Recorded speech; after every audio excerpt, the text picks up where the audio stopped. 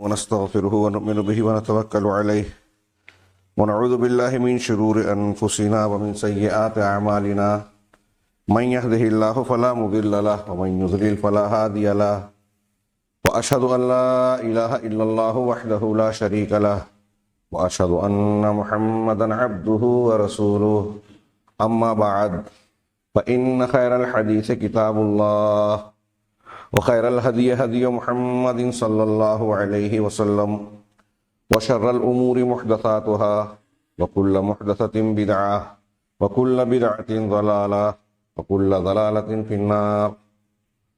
أعوذ بالله من الشيطان الرجيم. بسم الله الرحمن الرحيم. إنما يريد الشيطان أن يوقع بينكم العداوة والبغضاء وقال تعالى إنما المؤمنون إخوة فأصلحوا بين أخويكم.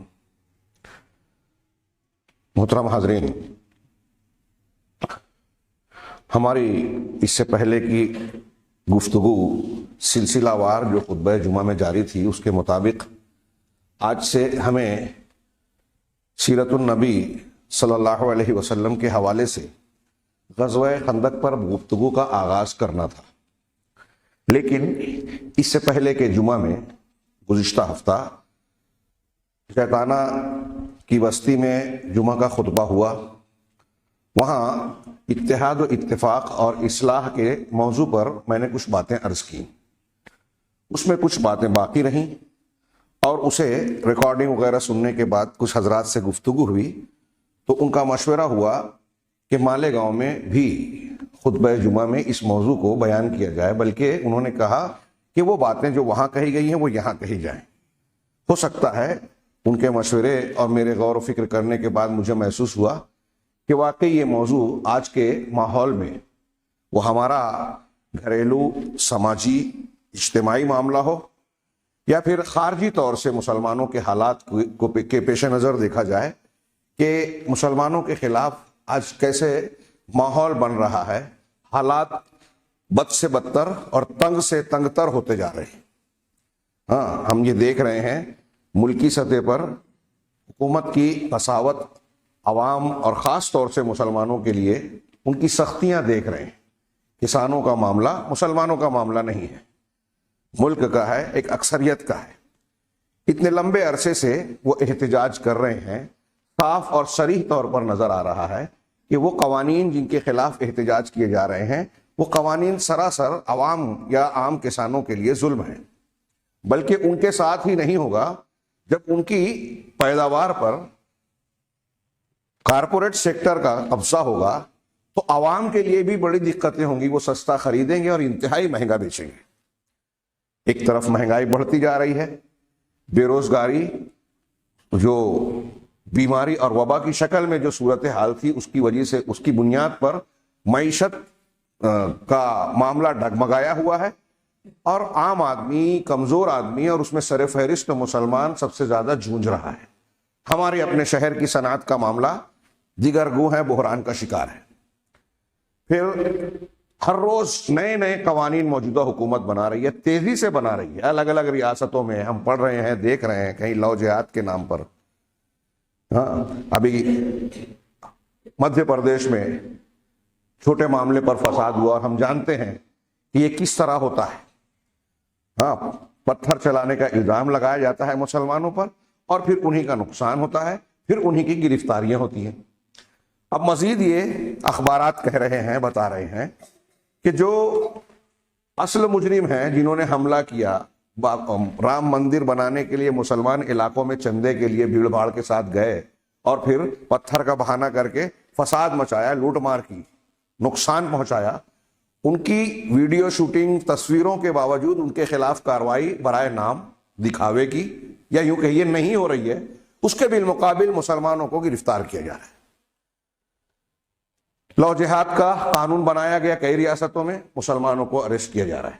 اس کی بنیاد پر ابھی آج بھی خبر ہے کہ ایک شخص کو گرفتار ہے، کورٹ کہہ رہی ہے کہ اس کے خلاف ثبوت نہیں ہے، حکومت اور پولیس ماننے کو تیار نہیں، مطلب کسی نہ کسی بہانے اس کو لپیٹے ہوئے.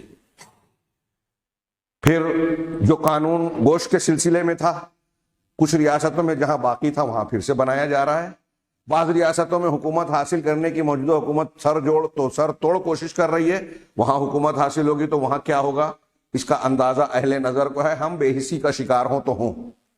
یہ ساری صورتحال اس بات پر ہم کو اور آپ کو متوجہ کرتی ہے کہ کیا ہم یوں ہی حالات کا دھارا بہنے دیں، خاموش تماشائی بنے رہیں، اور اس طریقے سے جیسے کہتے ہیں کہ ایک بکرا کٹ رہا ہے دوسرا دیکھ رہا ہے اور اپنے کٹنے کا ہم انتظار کرتے رہیں، جانوروں کی طرح اس طرح ہم بے حسی کا شکار رہیں؟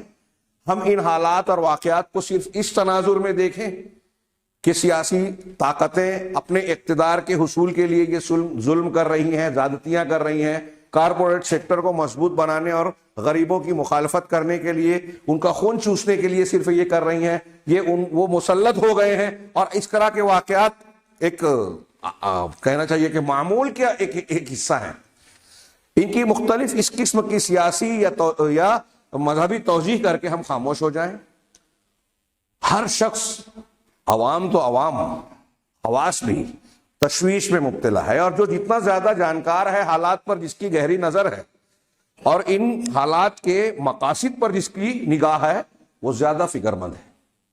اسے دکھائی دے رہا ہے کہ ہندوستان کے حالات بھی انتہائی خرابی کی طرف مائل ہیں، اور وہ طبقہ جو اس ملک کو نقصان پہنچا رہا ہے، ملک کی اکثریت اور عوام کو نقصان پہنچانا چاہتا ہے، اس کے پاس اقتدار ہے، قوت ہے، اور سارے گویا اب نتیجہ یہ نکل گیا، اب تو اخبارات کھل کر لکھ رہے ہیں ہاں کہ کورٹ ہو، ای ڈی ہو، سی بی آئی ہو، یا پھر انکم ٹیکس کا ادارہ ہو، اب حکومت کے ہاتھ میں ہے۔ اگر کوئی شخص ان کے خلاف کچھ کہتا ہے، بولتا ہے، تو ان میں سے کوئی ادارے کی لپیٹ میں آ جاتا ہے، پولیس کی، سی بی آئی کی، ای ڈی کی، سیاسی انتقام، اور پھر کہا جاتا ہے کہ کچھ کیا بھی نہیں گیا، آواز کو دبا دیا جاتا ہے۔ کیا یہ واقعات میں نے جو اشارے کیے، منبر رسول میں ایک حدود ہوتی ہے کہ ہم بہت زیادہ اس طرح کی بات کریں تو لوگوں کو ناپسند ہوتی ہے، حالانکہ یہ ہماری زندگی کا حصہ ہے، اور اللہ کے نبی جناب محمد رسول اللہ صلی اللہ علیہ وسلم منبر سے حالات اور واقعات کی روشنی میں رہنمائی فرمایا کرتے تھے۔ تو اب سوال یہ ہے، میں یہ کہنا چاہتا ہوں قابل کوشچن مارک، کہ کیا یہ واقعات ہمارے دین سے یا ہمارے لیے کوئی لمحہ فکریہ نہیں رکھتے؟ دین سے اس کا تعلق نہیں ہے، ہمارے ایمان و عقیدے سے اس کا کوئی جوڑ نہیں ہے، ایسے ہی دیکھتے رہیں؟ جی نہیں۔ میں نے اس سے پہلے بارہا بیان کیا، اہل علم بیان کرتے ہیں، قرآن و حدیث بیان کرتے ہیں کہ ہمارا اور آپ کا یہ عقیدہ ہے کہ اگر ایک پتا بھی کسی درخت سے ٹوٹ کر گرتا ہے تو اللہ کی مشیت اور اذن کے بغیر نہیں ہلتا۔ اگر کوئی ظالم حکومت مسلط ہو رہی ہے، ظلم کر رہی ہے، ہمارے حالات خراب سے خراب تر ہوتے جا رہے ہیں، تو کیا اس میں اللہ کی مشیت اور فیصلہ نہیں ہے؟ یقیناً ہے۔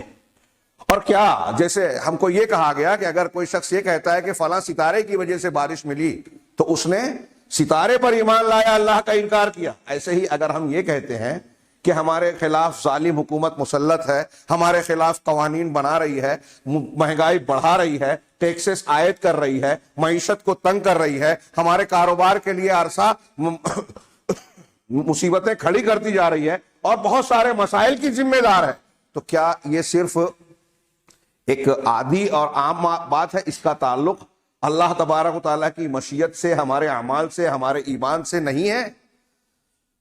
ایک مومن بندہ اگر قرآن و حدیث کو مانتا ہے تو یہ تسلیم نہیں کرے گا۔ ایمان کی بنیاد پر ہم یہ کہتے ہیں کہ جو کچھ حالات ہیں اس کی نگاہ میں یا تو یہ ہمارے اعمال کے نتائج ہیں یا اللہ تعالیٰ کی طرف سے آزمائش ہے۔ آزمائشیں ہوتی ہیں تو مشقت آتی ہے، رسوائی نہیں ہوتی۔ عذاب آتا ہے تو مشقت اور تکلیف کے ساتھ رسوائی اور بے عزتی بھی ہوتی ہے، اور محسوس ہوتا ہے کہ دعائیں قبول نہیں ہو رہی ہے۔ اس تناظر میں بھی ہمیں دیکھیں تو ہمیں اپنے آپ کا انفرادی طور پر، اپنے گھروں کا، اپنے سماج کا جائزہ لینا انتہائی ضروری ہے۔ اور مسلمانوں کے لیے اپنے لیے مصیبت کو دعوت دینے کی جو بہت بڑی وجوہات ہیں، اس میں بنیادی وجہ ہے شرک اور بدعات، سب سے بڑی وجہ۔ اسے ہم انفرادی کہیں، اجتماعی کہیں، اور انفرادی طور سے مسلمانوں کی سب سے بڑی مصیبت ہے اختلاف، انتشار، خود پرستی، خود غرضی، اجتماعی مفادات کے مقابلے میں ذاتی اور خاندانی مفادات کو ترجیح دینا۔ اسی سلسلے میں پچھلے ہفتہ میری گفتگو ہوئی تھی جیتانا میں، جیتانا کی مسجد میں۔ ابتداءً میں نے اس میں اتحاد و اتفاق کے تعلق سے قرآن و حدیث کی تعلیمات کا ذکر کیا، اور اس سلسلے میں میرا ایسا خیال ہے کہ ہر جماعت، ہر گروہ اس سلسلے میں خوب تقریریں کرتی ہے، اور عوام و خواص یہاں جتنے لوگ بیٹھے ہیں بہت ساری باتیں اس بارے میں جانتے ہیں، قرآن کی آیتیں جانتے ہیں کہ اللہ تعالیٰ نے کہا ہے سب مل کر اللہ کی رسی کو مضبوطی سے پکڑ لو، وَاعْتَصِمُوا بِحَبْلِ اللَّهِ جَمِيعًا۔ قرآن کہتا ہے کہ وَلَا تَنَازَعُوا فَتَفْشَلُوا، آپس میں جھگڑو نہیں ورنہ کمزور ہو جاؤ گے، وَتَذْهَبَ رِيحُكُمْ، اور تمہاری ہوا اکھڑ جائے گی، نکل جائے گی، ہوا اکھڑ جائے گی، کوئی عزت نہیں رہے گی، حکومت نہیں رہے گی، شوکت اور دبدبہ نہیں رہے گا۔ یہ سب معنی ہے ہوا اکھڑ جانے کا، اور آج مسلمانوں کی ہوا اکھڑی ہوئی ہے۔ قرآن نے کہا کہ اگر تمہارے درمیان کوئی اختلاف ہو جائے تو اللہ کی طرف پلٹاؤ اور اس کے اور رسول کی طرف، اگر تمہارا ایمان ہے اللہ پر اور آخرت کے دن پر۔ یہ بھی ہم سب جانتے ہیں، لیکن سب مانتے نہیں ہیں، اختلاف کرتے ہیں، اور اختلاف کے حل کے لیے مانڈوالی کی بات کرتے ہیں۔ اللہ تبارک و تعالیٰ نے، رسول اللہ صلی اللہ علیہ وسلم نے جتنے اختلافات کا ذکر کیا، یہاں تک کہ آپ نے یہ کہا تھا کہ میری امت میں 73 فرقے ہو جائیں گے، سب لوگ حدیث جانتے ہیں، تو آپ نے اس کا حل کیا بتایا تھا کہ نجات کون پائے گا؟ اختلاف کرنے والے لوگوں کو۔ قرآن نے کہا، پچھلے ہفتے میں نے آیتیں پیش کی، صرف اس کی طرف ابھی اشارہ کر رہا ہوں، کہ جن لوگوں نے اپنے دین کو ٹکڑے ٹکڑے کر دیا، فرقے فرقے میں بانٹ دیا اور گروہ گروہ میں بٹ گئے، آپ کا ان سے کوئی تعلق نہیں ہے۔ ہم اور آپ چاہتے ہیں کہ اللہ کا یہ فیصلہ ہمارے اوپر نافذ ہو کہ اللہ کہہ رہا ہے کہ نبی سے تعلق نہیں ہے۔ اگر ہم چاہتے ہیں تو ہم لوگوں کو ان میں شریک اور شامل نہیں ہونا چاہیے جن کے بارے میں اللہ نے کہا کہ دین کو گروہ گروہ اور فرقے فرقے میں بانٹ دیا، جو تقسیم کا شکار ہو گئے اور خود مختلف مسلک اللہ کے نبی صلی اللہ علیہ وسلم اور صحابہ کے طریقے سے ہٹ کر اختیار کر رہے ہیں۔ ما انا علیہ واصحابی، نجات پانے والا گروہ وہ ہے جو میرے اور میرے صحابہ کے طریقے پر ہے۔ اللہ کے رسول کا اور صحابہ کا مسلک کیا تھا؟ اس سلسلے کے ماننے والے تھے، چشتی، قادری، نقشبندی، سہروردی، رفاعی، تیجانی، کوئی سلسلہ تھا؟ یہ سب بدعت ہے۔ حنفی، شافعی، مالکی، حنبلی، کیا یہ اس وقت یہ مسلک تھے؟ نہیں تھے، بعد میں پیدا ہوئے۔ امام حنیفہ، امام شافعی کی موجودگی، امام مالک کی موجودگی کے باوجود ان کی وفات سے کافی دنوں کے بعد بطور مسلک ان کی طرف نسبت شروع کی گئی۔ اس سے پہلے اگر کبھی نسبت تھی بھی تو درسی قسم کی تھی۔ یہ بالکل واضح اور کھلی چیز ہے، لوگ ماننے کے لیے تیار نہیں۔ حضرت بکر صدیق، عمر فاروق، صحابہ کرام کون سے مسلک پر تھے؟ اللہ کے رسول نے کہا نا، نجات پانے والا گروہ ہے جو میرے طریقے پر، صحابہ کے طریقے پر ہوگا۔ آپ کا اور صحابہ کا طریقہ اختیار کر لیا جائے تو یہ مسلک باقی بچیں گے جتنے ہیں۔ شیعیت بعد میں پیدا ہوئی، خارجیت بعد میں پیدا ہوئی، صوفیت بعد میں پیدا ہوئی، اشعریت، ماتریدیت، حنفیت، شافعیت، مالکیت، سب بعد میں۔ ختم کر دیں، یہ صحابہ کا دین اختیار کیجیے۔ کوئی مانے گا؟ ظاہر سی بات ہے کہ یہ فتنہ تو مقدر ہے، اور لوگوں کے آسانی سے گلے میں اترتی بھی نہیں ہے۔ دنیا کے سوال کیا ان کو نہیں سمجھتا؟ کیا اتنے بڑے بڑے علماء کو نہیں سمجھتا؟ ہمارے باپ دادا بے وقوف تھے، فلاں تھے، ڈھیما تھے۔ قرآن حدیث کو چھوڑ کر ہمارے سامنے سب چیزیں قابل غور ہیں۔ قرآن حدیث کو مانے یا ان کی مانے؟ اللہ کے نبی صلی اللہ علیہ وسلم کہہ رہے ہیں، آپ نے کہا کہ میرے بعد جو زندہ رہے گا وہ عنقریب اختلافا کثیرا، بہت اختلاف دیکھے گا۔ آپ نے یہ بتایا اختلاف دیکھے گا، تو اختلاف کا حل نہیں بتایا کیا؟ بتایا، ہم نہیں ماننا چاہتے۔ جب اختلاف دیکھنا تو کیا کرنا؟ سب مسلک کے لوگ یہ حدیث مانتے ہیں، اپنے اپنے حساب سے تشریح کرتے ہیں۔ فعلیکم بسنتی وسنت الخلفاء الراشدین المہدیین من بعدی، تم پر لازم ہے کہ میری سنت اور میرے بعد میرے خلفائے راشدین کی سنت کو مضبوطی سے تھامے رہو۔ میری سنت یعنی رسول کی، خلفائے راشدین واضح ہے، ابوبکر صدیق، عمر فاروق، عثمان غنی، حضرت علی کو امت خلفائے راشدین مانتی ہے۔ اب اگر ان کا بھی اللہ کے رسول سے اختلاف ہو جائے، بالفرض کوئی قول ان کے خلاف پڑ جائے، تو یہ بھی متفق علیہ اہل سنت والجماعت چاروں اماموں کے نزدیک، تمام اہل الحدیث کے نزدیک متفق علیہ بات ہے کہ ابوبکر صدیق، عمر فاروق، عثمان غنی، حضرت علی، ان میں سے کسی کی بات سنت رسول کے خلاف ہو تو سنت کو لیا جائے گا، ان کی بات چھوڑ دی جائے گی۔ کتابوں میں لکھا ہوا ہے، اور آپ ان کی پکڑو گے، اللہ کے نبی کی بات چھوڑو گے تو گمراہ ہو جاؤ گے۔ ان کی کیا، ابوبکر صدیق عمر فاروق کی کیا، اگر حضرت موسیٰ اور حضرت عیسیٰ علیہ السلام جو پیغمبر تھے ان کی بات کے حوالے سے آپ نے سنت رسول کو اگر چھوڑ دیا تو بھی گمراہ ہو جائے گے، صاف حدیث موجود ہے۔ کتنی صاف بات ہے۔ اختلاف کے خاتمے کا نسخہ قرآن نے کہا اللہ کی طرف پلٹاؤ اور رسول کی طرف۔ وما اختلفتم وما اختلفتم فی شیء وما اختلفتم من شیء فحکمہ الی اللہ۔ تمہارا کسی بھی معاملے میں اختلاف ہو، کسی بھی چیز میں، قرآن کی آیت ہے یہ، کسی بھی چیز میں تمہارا اختلاف ہو تو اس کا فیصلہ اللہ کی طرف ہے۔ مطلب قرآن سے، اس کی شریعت سے حکم کا فیصلہ کیا جائے اس اختلاف کا۔ اس کا ایک مطلب تو یہ ہوا کہ قرآن اور حدیث میں ہمارے اختلافات کا حل ہے۔ اگر حل نہ ہوتا تو اللہ تعالیٰ اور رسول اللہ صلی اللہ علیہ وسلم اس بات کا حکم ہی نہ دیتے کہ قرآن اور حدیث سے اپنا فیصلہ کرو۔ وہ کہہ رہے ہیں کہ اپنا کوئی بھی اختلاف ہو، مسلک کا اختلاف، برادری کا اختلاف، وراثت کا جھگڑا، جماعت کا جھگڑا، مسجد کا جھگڑا، بھائی بھائی کا، میاں بیوی کا، کسی کا بھی جھگڑا، کچھ بھی جھگڑا ہو، اس کو اللہ کی طرف پلٹاؤ، رسول کی طرف پلٹاؤ۔ مطلب قرآن اور حدیث میں ان کا حل ہے۔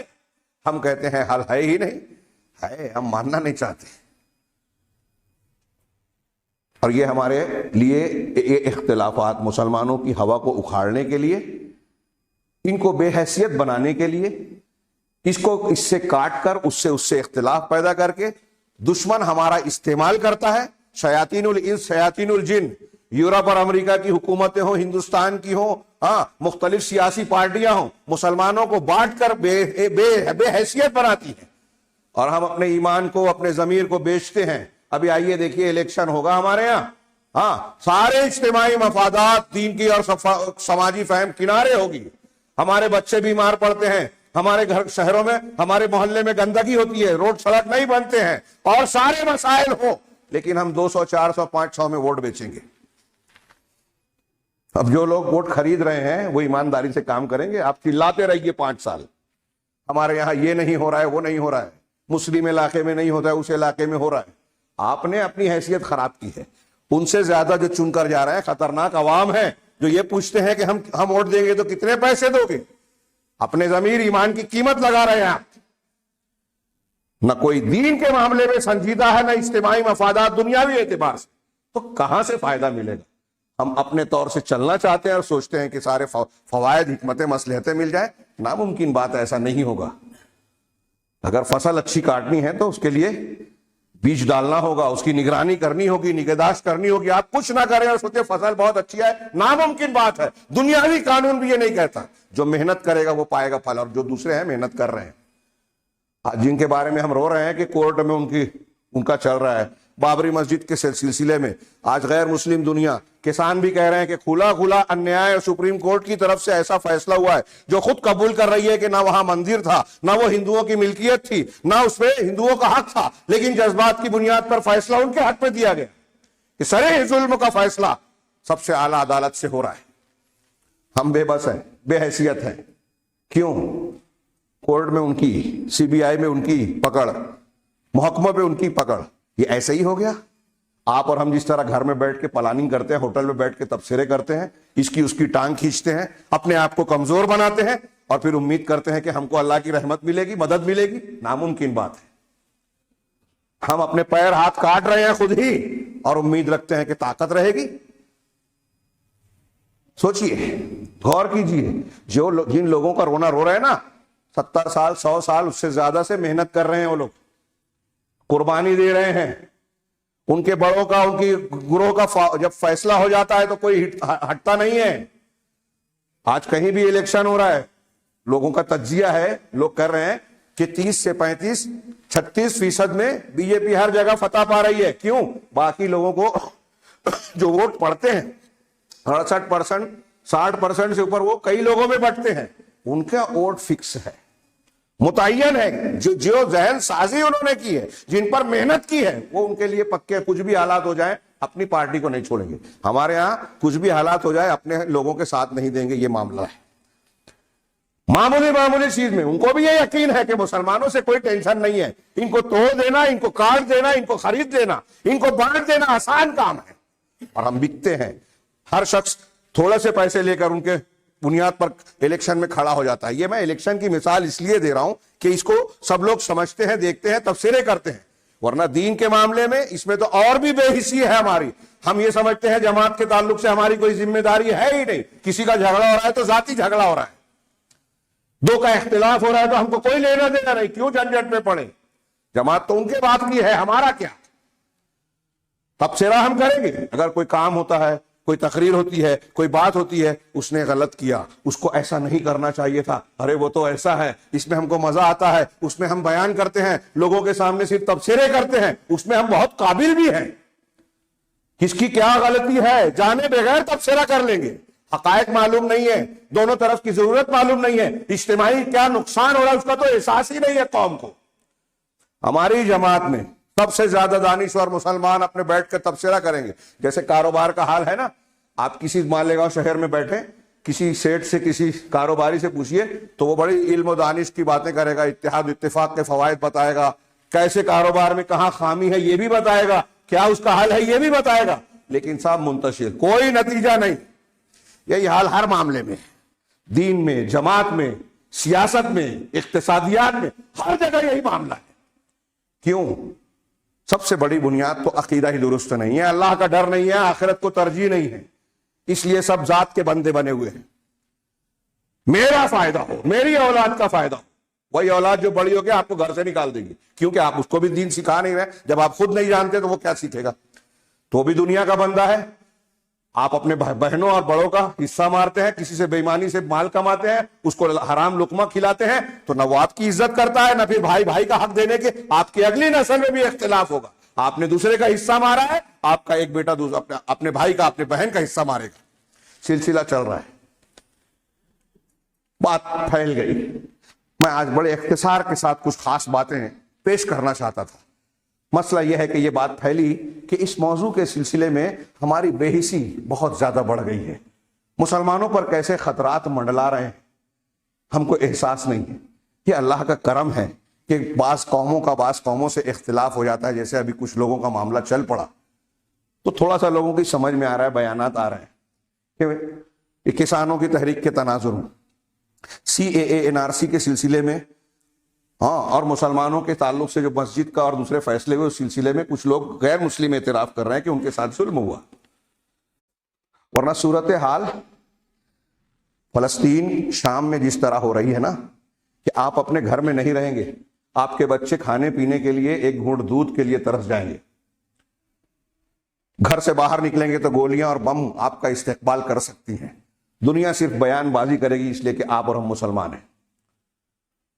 اگر ہمارے آپ کو مدد کرنی ہے تو پہلے اپنے خود کی مدد کریں، خود کی مدد کرنی ہے تو اللہ سے رشتہ اور ناطہ جوڑیں، اللہ سے رشتہ اور ناطہ جڑے گا تو ہم دین کو، آخرت کو، دینی تعلیمات کو ترجیح دیں گے، ذاتی مفاد کو قربان کر کے اتحاد و اتفاق کی طرف جائیں گے۔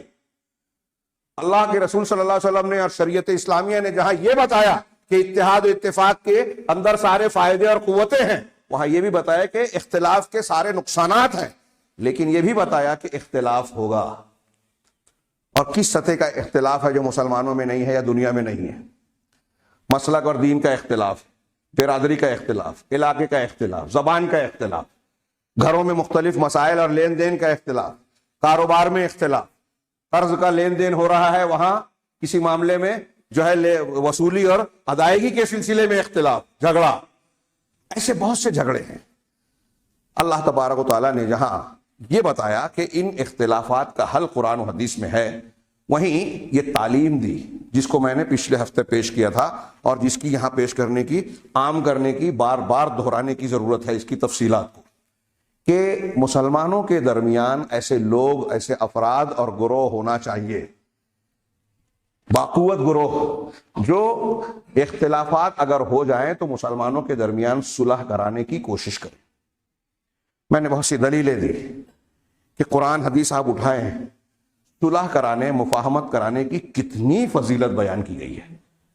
سنن کی روایت میں نے پیش کی تھی اور یہاں بھی مختلف موضوعات کے تحت آ چکی کہ نماز آپ نفلی نماز پڑھیں، نفلی روزہ رکھیں، صدقہ و خیرات کریں. کچھ لوگ ہیں نا فضائل میں لگے رہتے ہیں، تسبیح بیان کریں. کہ اللہ کے رسول نے کہا کہ ان چیزوں سے، نماز، روزہ، حج، یہ جو نفلی ہیں، فرض کی بات نہیں، ہاں، صدقہ و خیرات، یہاں تک کہ امر بالمعروف نہی عن المنکر سے بھی زیادہ فضیلت والی بات کیا میں تمہیں نہ بتاؤں؟ صحابہ نے کہا کیوں نہیں، ضرور. تو آپ نے کہا اصلاح ذات البین او صلاح ذات البین، کہ لوگوں کے درمیان کے اختلافات کی اصلاح کرنا. اس لیے آگے آپ نے بعض روایتوں میں، کچھ حدیثوں میں یہ ہے، بعض میں اضافہ ہے، بعض میں نہیں ہے، کہ مسلمانوں کے درمیان فساد پھیلانا یہ حالقہ ہے، مونڈ دینے والی ہے. اللہ کے رسول نے اس میں وضاحت کی کہ میں یہ نہیں کہتا کہ بالوں کو مونڈ دینے والی، بلکہ یہ کہتا ہوں کہ یہ دین کو مونڈ دینے والی ہے، دین کا خاتمہ کر دینے والی ہے. اللہ کے نبی صلی اللہ علیہ وسلم کا ارشاد ہے کہ لیس الکذاب الذی یصلح بین الناس فینمی خیرا. ہاں، کہ بخاری کی حدیث ہے یہ، بخاری اور دوسری کتابوں میں بھی، کہ وہ شخص جھوٹا نہیں ہے، وہ شخص جھوٹا نہیں ہے جو لوگوں کے درمیان اصلاح کرتا ہے. جھوٹ کبیرہ گناہوں میں سے ہے. جھوٹ کے مختلف قسمیں ہیں. ایک جھوٹ شرک اور کفر والا ہے، وہ تو سب سے بڑا ہے. ایک جھوٹ نبی کریم صلی اللہ علیہ وسلم اور اللہ کی طرف نسبت کر کے کوئی بات کہنا کہ یہ حلال ہے، یہ حرام ہے، یہ بھی سب سے بڑا جھوٹ ہے. ایک جھوٹ یہ ہے کہ کوئی غیر نبی کہے کہ میں نبی ہوں. ایک جھوٹ یہ ہے کہ نبی کو کہے کہ میں نبی نہیں مانتا. یہ سب سے بڑے جھوٹ ہیں. پھر اس سے کم درجے کے جھوٹ، الگ الگ درجے کے معاملات میں کسی کے کیس اور مقدمے میں آپ جھوٹی گواہی دے، شہادت زور، یہ بھی کبیرہ گناہوں میں بھی کبیرہ ہے شرک کے بعد. ایک عام معاملات میں جھوٹ ہے. تو جھوٹ جتنی بھی قسموں کا ہے، یہاں تک کہ آپ مذاق کے لیے بھی جھوٹ بولتے ہیں تو اس پر بھی وائل کی تعلیم ہے. حسن درجے کی روایت ہے کہ اس شخص کے لیے وائل ہے جو لوگوں کو ہنسانے کے لیے جھوٹ بولتا ہے. لیکن 3 مقامات پر صحیح مسلم، مسند احمد وغیرہ کی روایتوں میں ہے کہ جھوٹ نہیں جائز ہے، مگر 3 مقامات پر. ایک مسلمانوں کے درمیان صلح اور اصلاح کرنے کے لیے، ایک جنگ کے معاملے میں، ایک شوہر بیوی کو یا بیوی شوہر کو آپسی معاملات میں اچھائی پیدا کرنے. اگر تینوں پر غور کریں تو تینوں میں مسلمانوں کے اجتماعی فائدے اور نقصان سے بچاؤ کا پہلو ہے. اس سے صلح کرانے کی اہمیت معلوم ہوتی ہے کہ جھوٹ جو انتہائی ناپسندیدہ ہے، بری بات ہے، حرام ہے، اس کی اجازت ہے. یہ جو حدیث میں نے بخاری کی پڑھی پہلے، کہ وہ شخص جھوٹا نہیں ہے جو 2 مسلمانوں کے درمیان صلح کرانے کے لیے چغلی کرتا ہے، جھوٹی چغلی. ایک آدمی نے آپ کا اور کسی آدمی کا اختلاف ہے تو دوسرے کو جا کے کہتا ہے کہ وہ تو تمہاری تعریف کرتا ہے. کہا نہیں ہے اس نے، لیکن وہ کہہ رہا ہے جھوٹی بات اچھائی کے لیے، تاکہ دونوں کا دل ایک دوسرے کے لیے نرم پڑے اور ملاقات ایک دوسرے سے مل لے. جھوٹ کو اللہ کے رسول صلی اللہ علیہ وسلم نے فرمایا ایک دوسری حدیث کہ سب سے بہترین صدقہ، جو پہلی والی ابو دردہ کی حدیث میں نے سنائی نا کہ نماز روزے سے زیادہ بہتر ہے، دوسری عام حدیث ہے کہ افضل الصدقہ اصلاح بین الناس، الاصلاح بین الناس، کہ سب سے بہترین صدقہ ہے لوگوں کے درمیان اصلاح کر دینا. یہاں جھوٹ برا اجازت ہی نہیں ہے، بلکہ جھوٹ قابل تعریف ہے کہ 2 لوگوں کو ملانے کے لیے آپ جھوٹ بولیں. قبیصہ بن مخارق رضی اللہ تعالیٰ عنہ کی روایت میں نے پیش کی تھی، صحیح مسلم اور دوسری حدیث کی کتابوں میں ہے، پچھلے ہفتے میں اس کا ایک حصہ پیش کر دوں. انہوں نے آ کر کہا کہ اللہ کے رسول صلی اللہ علیہ وسلم، میں نے ایک ضمانت اور ذمہ داری لی تھی، اس سلسلے میں مجھے ادائیگی چاہیے، اس سلسلے میں سوال کرنے آیا ہوں. آپ نے کہا کہ آپ ٹھہرو، اقم حتی تأتینا الصدقۃ، تم یہاں رکو یہاں تک کہ ہمارے پاس صدقے کی رقم آ جائے. صدقے کی رقم، یہ تحمل تو حمالتن، میں نے ضمانت لی ہے. اس کی تشریح کی لوگوں نے، اور آگے حدیث میں اللہ کے رسول نے بھی بیان کیا، تو اس میں بھی وضاحت یہ ہے کہ اگر کوئی شخص 2 لوگوں کے درمیان جھگڑا ہو گیا، فرض کیجئے کہ ایک نے ایک سے قرض لیا تھا، دینے والا مانگ رہا ہے اور لینے والا جو ہے دے نہیں پا رہا ہے، دونوں میں جھگڑا ہو گیا. اب تیسرا ایک آدمی آتا ہے، کہا کیا بات ہے، ایسی بات ہے. کہا ٹھیک ہے، تمہارے قرض کی ذمہ داری میں لیتا ہوں، اتنے دن پر یہ ادا کر دے گا، نہیں دیا تو میں دوں گا. اسی طرح مسلم حکومت میں کسی کی دیت ہو، کسی کا اور کوئی حق ہو، ایک شخص کو دینا ہے اور ایک کو لینا ہے، ایسی کچھ باتوں پر کوئی جھگڑا ہو جائے، کسی کی ادائیگی ہو، آپ کا ایکسیڈنٹ ہو گیا، کسی کا جانور آپ سے مر گیا, اب پیسے نہیں ہے, وہ مانگ رہا ہے, ہاسپٹل میں علاج کر رہا ہے, وہ دینا ہے, آپ نہیں دے پا رہے ہیں, تو ایک تیسرا آدمی کھڑا ہوتا ہے کہ میں دینے کے لیے تیار ہوں, آپ اتنی مہلت دی دیجیے یا اس طرح کیجیے. ذمہ داری اور ضمانت لے لی. کیوں لی ذمہ داری اور ضمانت؟ تاکہ ان دو مسلمان گروہوں یا افراد کے درمیان اتحاد اور اصلاح رہے, دونوں میں جوڑ پیدا ہو جائے, میں بوجھا اٹھا لیتا ہوں, دونوں مل جائیں. یہی بات حضرت قبیصہ نے کی اور اللہ کے رسول صلی اللہ علیہ وسلم کو آ کر بتایا, اور بتایا کہ اس بنیاد پر میرے اوپر واجب الادا میں مقروض ہو گیا. ہاں, امام بہقی وغیرہ تشریح میں کہتے ہیں کہ اگر سے آدمی مالدار ہو اور کسی کی ضمانت لے لی ہو جھگڑا مٹانے کے لیے مسلمانوں میں اصلاح کے مقصد سے, تو اس حدیث کی روشنی میں اللہ کے رسول نے آگے فرمایا کہ یا قبیصہ, اے قبیصہ سنو, سوال کرنا, ہاتھ پھیلانا صرف 3 آدمی کے لیے حلال ہے. 3 میں سے ایک معاملے کے لیے جائز اور حلال ہے.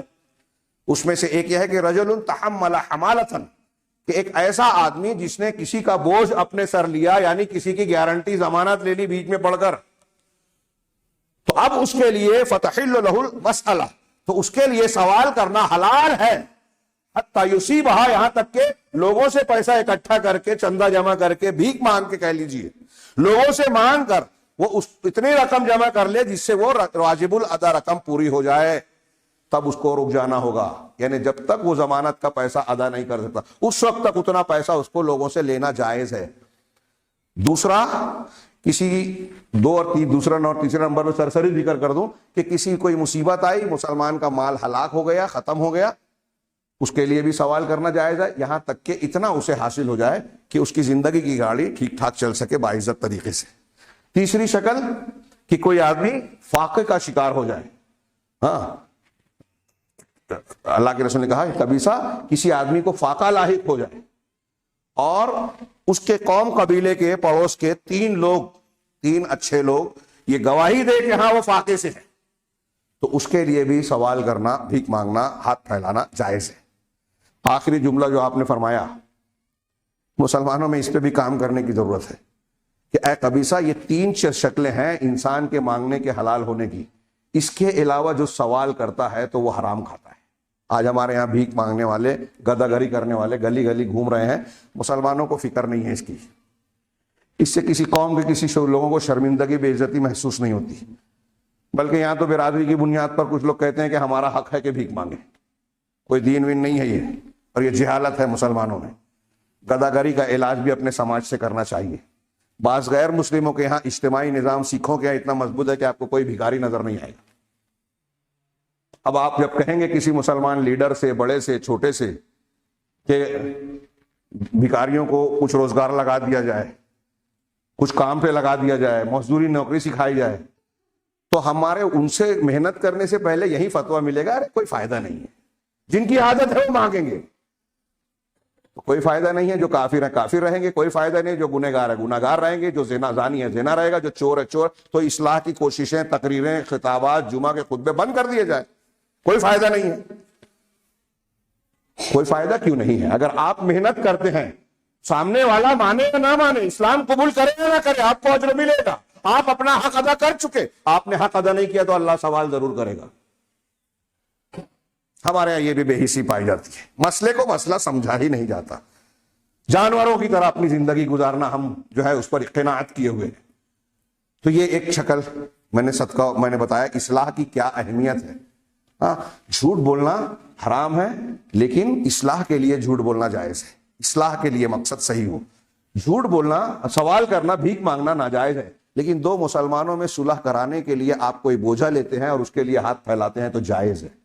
اتنی اہمیت ہے اس کی. اگر اس کی اہمیت بتانے والی احادیث, نصوص, روایات, قرآن کی آیتوں کو میں پیش کروں تو بہت لمبی چوڑی گفتگو ہو جائے گی. یہاں صرف یہ ایک پیش کیا جائے کہ صلح کو اہل علم نے کہا کہ ایک صلح جائز ہے, ایک ناجائز ہے. جائز صلح کی 5 قسمیں بیان کی ہیں. ہاں, ایک تو حرام والی شکل بعد میں بات کرتے ہیں. جائز والی شکل 5 قسم کی ہے. ایک یہ کہ مسلمانوں اور اہل حرب جن سے جنگ ہے, غیر مسلموں کے درمیان صلح کرنا. تفصیل میں نہیں جاؤں گا. جیسے صلح حدیبیہ کے موقع پر اللہ کے رسول صلی اللہ علیہ وسلم نے کفار مکہ سے صلح کی. وہاں صلح ہو رہی ہے, اللہ کے رسول صلی اللہ علیہ وسلم کی طرف سے جب لکھا جا رہا ہے محمد رسول اللہ, تو مکہ کے نمائندوں نے کہا کہ اگر ہم رسول اللہ آپ کو مان لیتے تو ہمارا اور آپ کا جھگڑا ہی کیا ہوتا، اس لیے رسول اللہ مت لکھو۔ حضرت علی لکھ رہے تھے، کہا اللہ کے رسول نے کہا ٹھیک ہے رسول اللہ مٹا دو، تو حضرت علی نے کہا میں نہیں مٹاؤں گا۔ نبی کریم صلی اللہ علیہ وسلم نے پوچھا کہاں ہے، آپ پڑھنا نہیں جانتے تھے، کہاں لکھا ہوا ہے؟ آپ نے اپنے ہاتھ سے مٹایا، اور پھر صلح ہوئی۔ اس سے استنباط کیا لوگوں نے، امام بخاری نے یہ حدیث جب نقل کی واقعہ تو عنوان قائم کیا کہ مسلمان مشرکین کے ساتھ صلح اور اصلاح کا بیان کا باب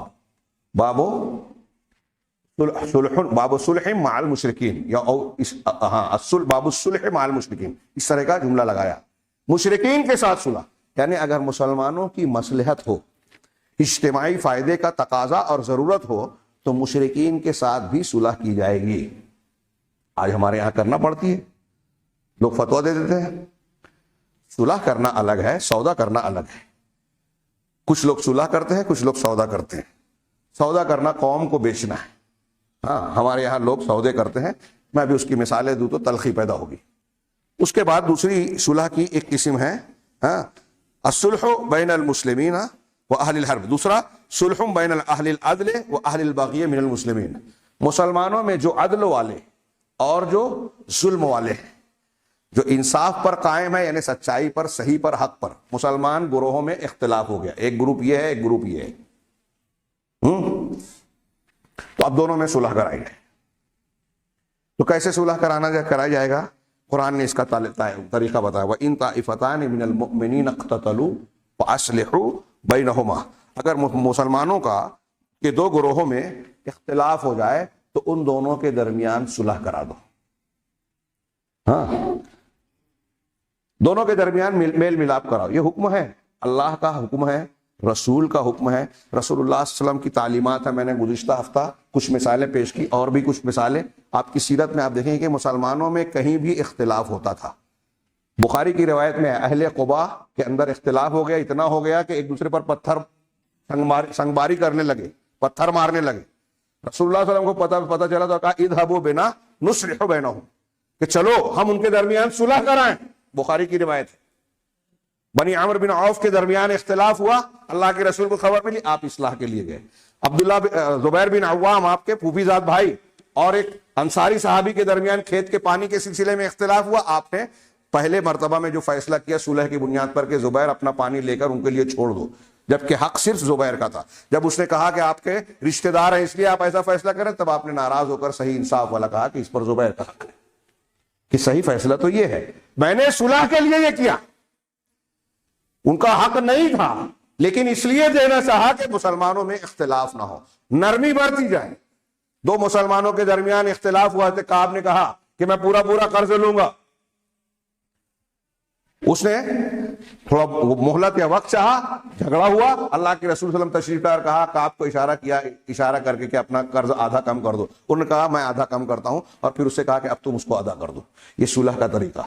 یہاں ظلم نہیں کیا رسول اللہ صلی اللہ علیہ وسلم نے، اس میں تخفیف کی، نیکی پر ابھارا اس شخص کو جسے لینا تھا اور جسے دینا تھا، اس کو لیے نرمی کی صورت پیدا کی تاکہ وہ بھی مان جائے اور جھگڑا ختم ہو۔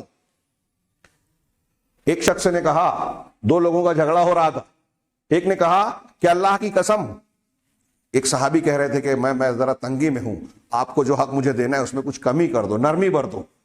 تو اس نے کہا واللہ لا افعل، اللہ کی قسم میں ایسا نہیں کروں گا۔ نبی کریم صلی اللہ علیہ وسلم نے گھر سے نکل کر پوچھا کہ کون ہے اللہ پر قسم کھا کے یہ کہہ رہا ہے کہ میں نیکی کا کام نہیں کروں گا؟ قسم کھا کے یہ کہہ رہا ہے نیکی نہیں کروں گا؟ اللہ کے رسول میں نے کیا، اب آپ جب کہہ رہے ہیں تو یہ جو چاہے میں اس کے لیے تیار ہوں، یہ جتنا کم کرنا چاہے کم کرے، میں نرمی کے لیے تیار ہوں۔ فوراً وہ مان بھی جاتے تھے اللہ اور اس کے رسول کا فیصلہ۔ ایسے اور بھی کئی، میں نے جو پچھلے ہفتے پیش کی تھی، اللہ تعالیٰ نے یہ بھی کہا لا خیر فی کثیر من نجواہم الا من امر بصدقۃ او معروف او اصلاح بین الناس، کہ لوگوں میں ان کے نجوا میں لوگ جو الگ سے سرگوشی کرتے ہیں، کانا پھوسی کرتے ہیں، اس میں کوئی خیر نہیں ہے سوائے ان لوگوں کے جو صدقے کا حکم دے، لوگوں کے درمیان اصلاح کا کام کرے، یا پھر یا معروف کا کام کرے، صدقہ دے، معروف کرے، یا لوگوں کے درمیان اصلاح۔ اس کی تشریح کافی زبردست ہے۔ ہاں، اللہ تبارک و تعالیٰ نے یہاں معروف کا جو لفظ استعمال کیا اس میں صدقہ بھی آ جاتا ہے اور لوگوں کے درمیان اصلاح کا معاملہ بھی آ جاتا ہے۔ علماء نے کہا کہ معروف کہنے کے باوجود صدقے کا بھی ذکر کرنا اور پھر لوگوں کے درمیان اصلاح کا بھی ذکر کرنا ان کی اہمیت کو اجاگر کرتا ہے کہ اس میں کتنی اہمیت کی بات ہے کہ نیکی کا ذکر کیا تو عام طور سے ساری نیکیاں اس میں آ گئی، اب اس میں بطور خاص اس کا ذکر کیا جا رہا ہے، مطلب یہ ایک خصوصی اہمیت رکھتی ہے۔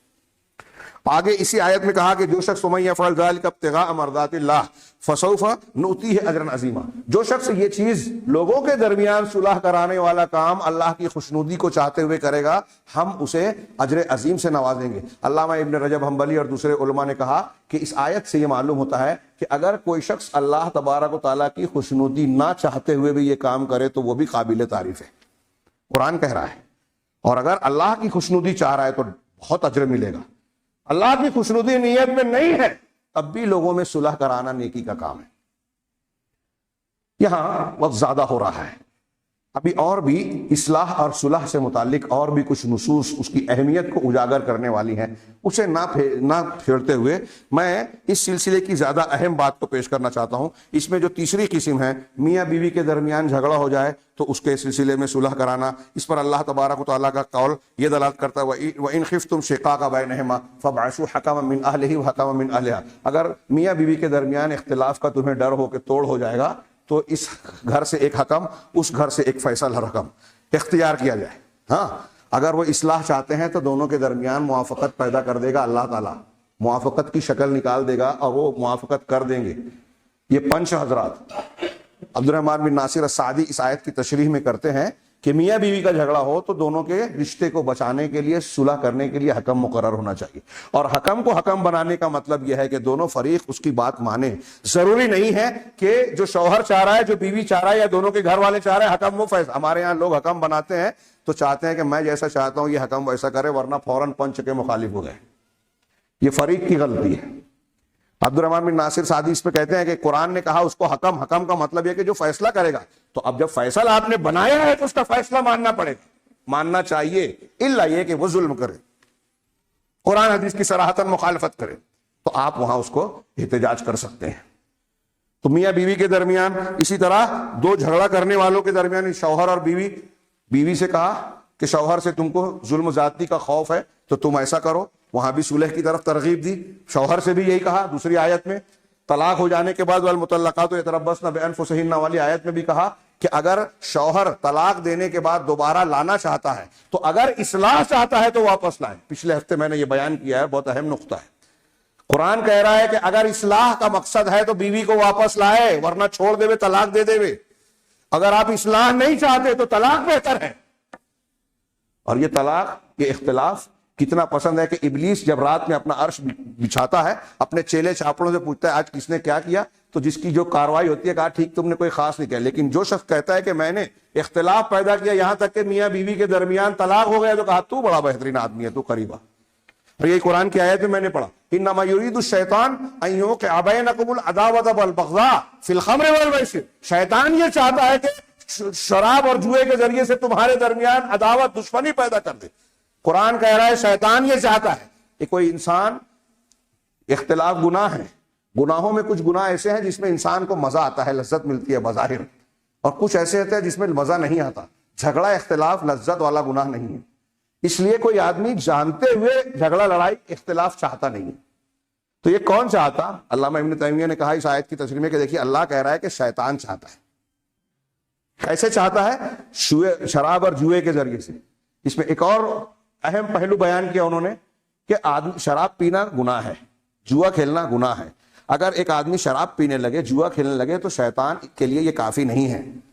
شیطان اتنے پر بس نہیں کرتا بلکہ اس جوئے بازی اور شراب خوری کو ذریعہ بنا کے مسلمان اور مسلمان کے درمیان اختلاف اور دشمنی ڈالتا ہے شیطان۔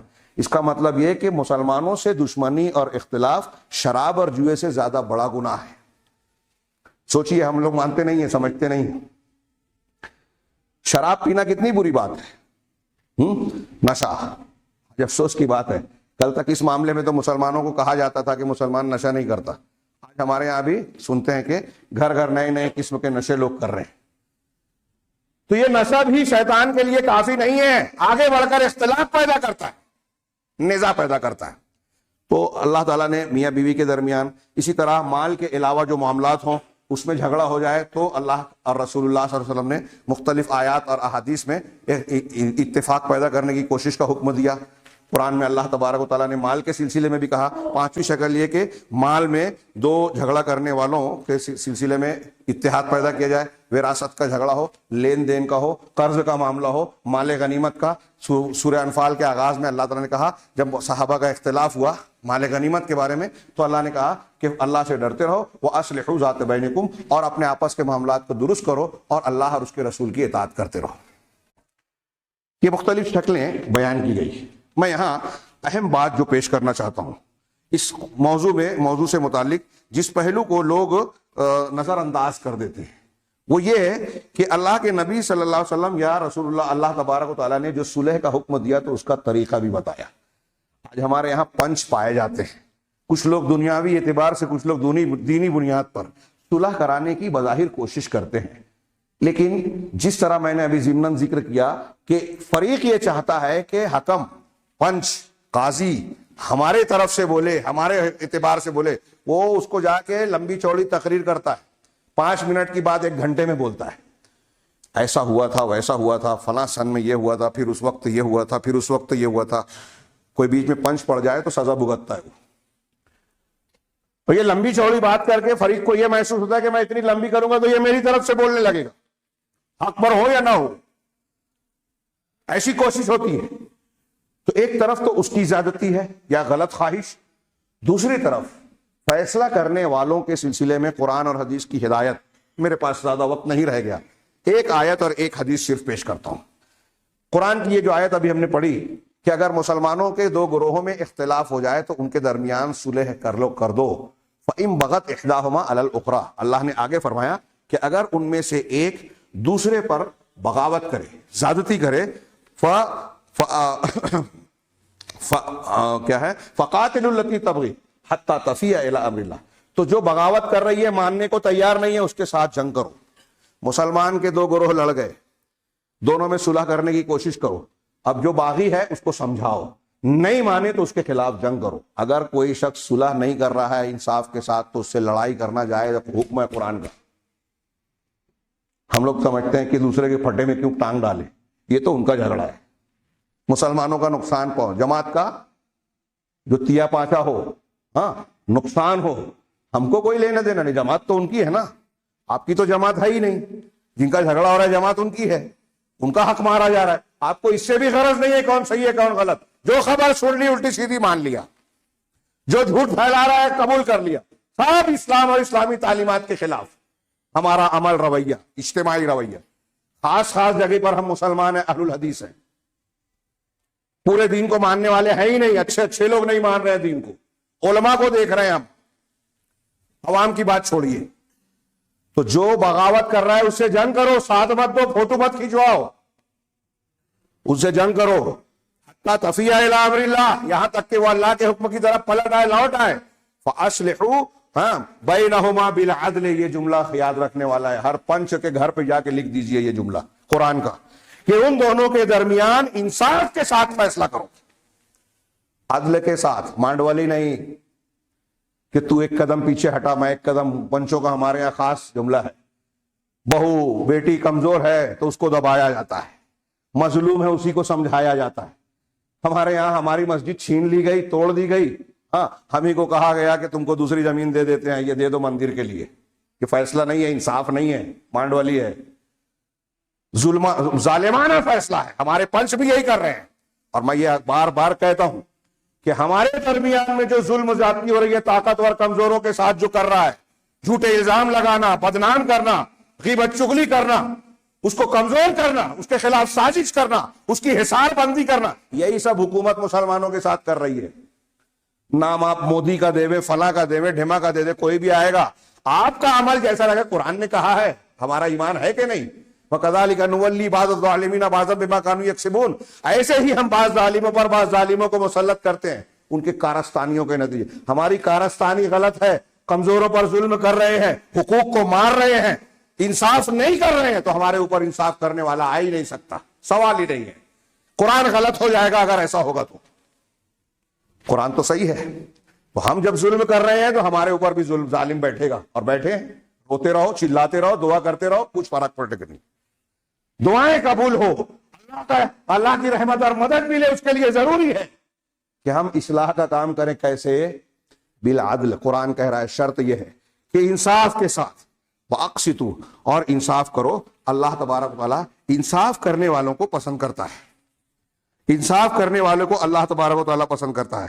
اسی طرح اللہ کے نبی صلی اللہ علیہ وسلم نے ایک حدیث میں فرمایا، یہ جو صلح جائز اور ناجائز والی بات ہے، اللہ کے رسول صلی اللہ علیہ وسلم کی ایک حدیث، یعنی میں نے ایک آیت اور ایک حدیث کی بات کہی تھی۔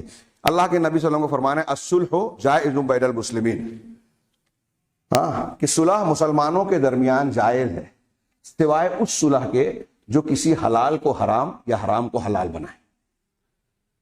اور مسلمان، اسی حدیث کا اگلا ٹکڑا ہے، والمسلمون علی شروطہم، مسلمان اپنی شروط پر ہیں، یعنی اگر کوئی رواج تعلق چل رہا ہے اسلام سے ٹکرانے والا نہیں ہے تو وہ چلے گا، سوائے اس شرط کے جو کسی حلال کو حرام یا حرام کو حلال کر دے۔ یہ قرآن کی جو آیت میں نے پیش کی کہ انصاف کے ساتھ صلح کروائی جائے، اور یہ شرط والی بات کہ صلح کون سی جائز ہے؟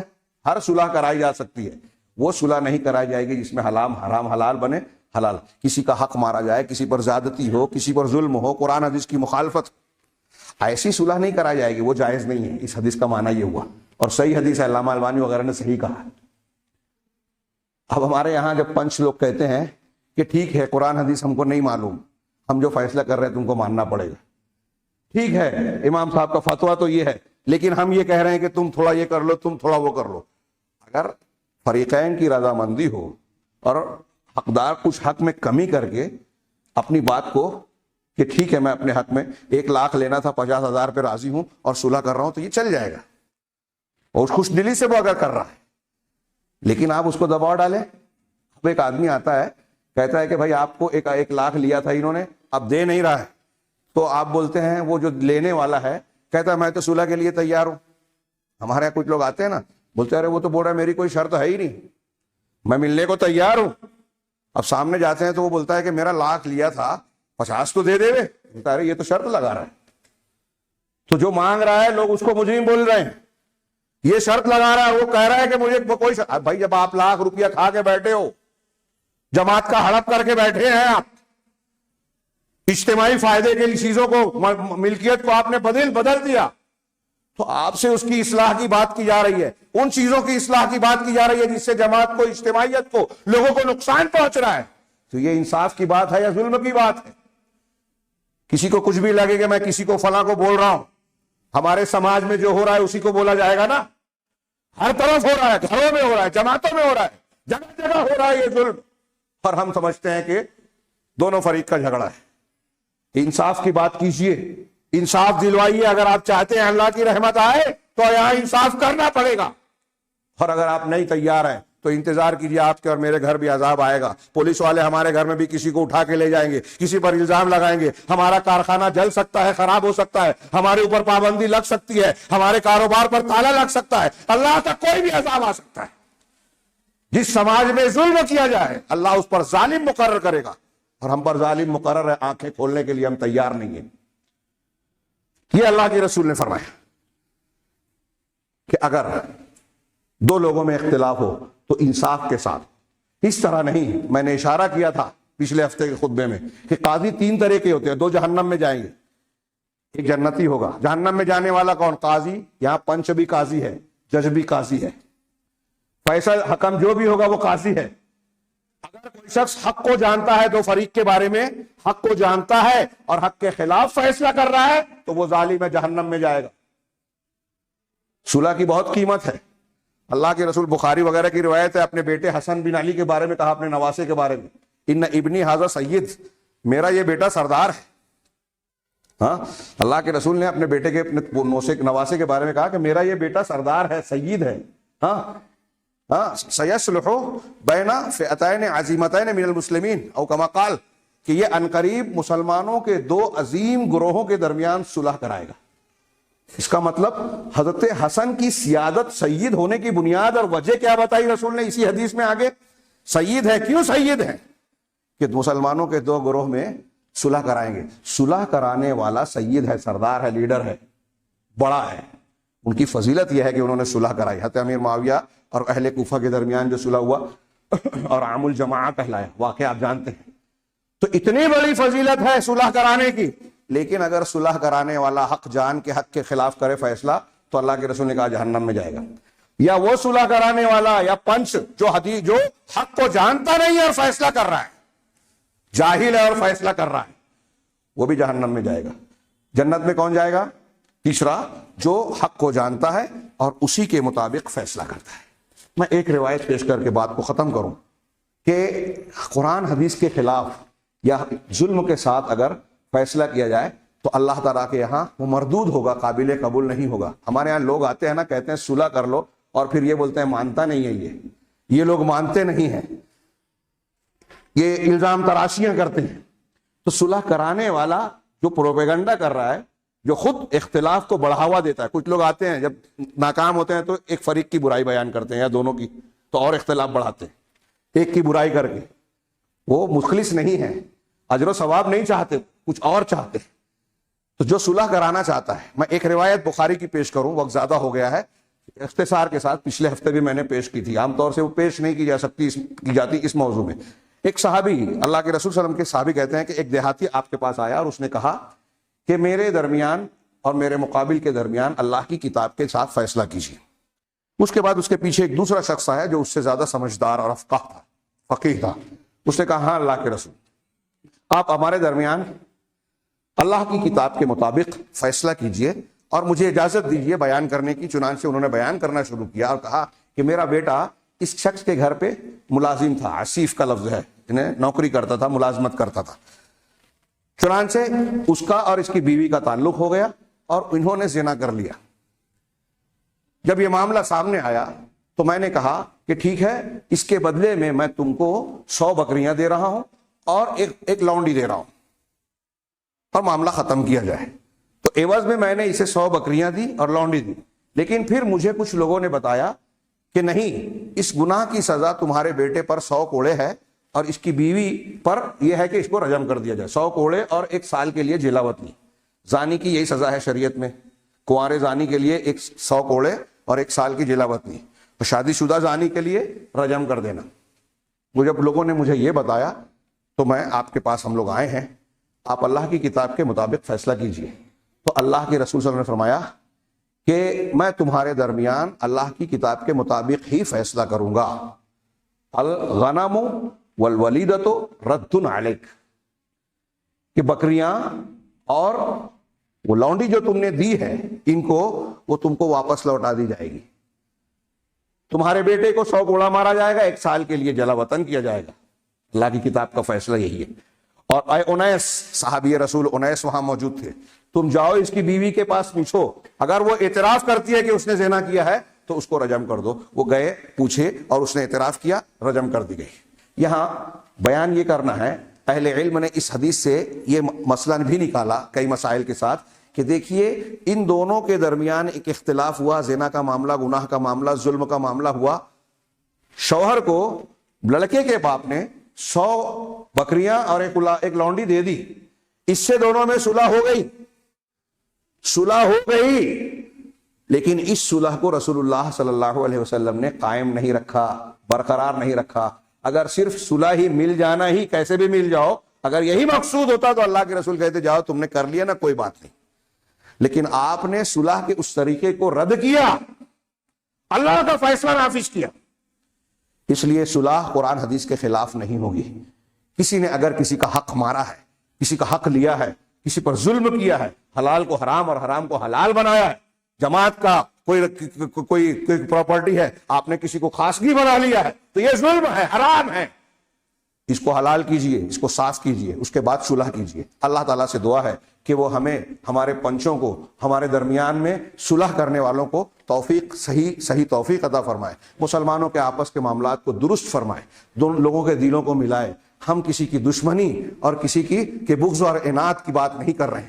یہ جو حق اور انصاف کی بات کر رہے ہیں، اگر اس پر عمل کیا جائے تو دل بھی ملیں گے، محبت ہوگی، آپس میں تعاون اور خوشگوار ماحول پیدا ہوگا، اور جب ایسا ماحول پیدا ہوگا تو اللہ کی رحمت ہوگی۔ لیکن کیا سوال یہ ہے کہ ہم اور آپ اس کے لیے تیار ہیں؟ بارک اللہ لنا ولکم فی القرآن المجید ونفعنا وإیاکم بالآیات والذکر الحکیم، انہ تعالی جواد کریم ملک بر رحیم۔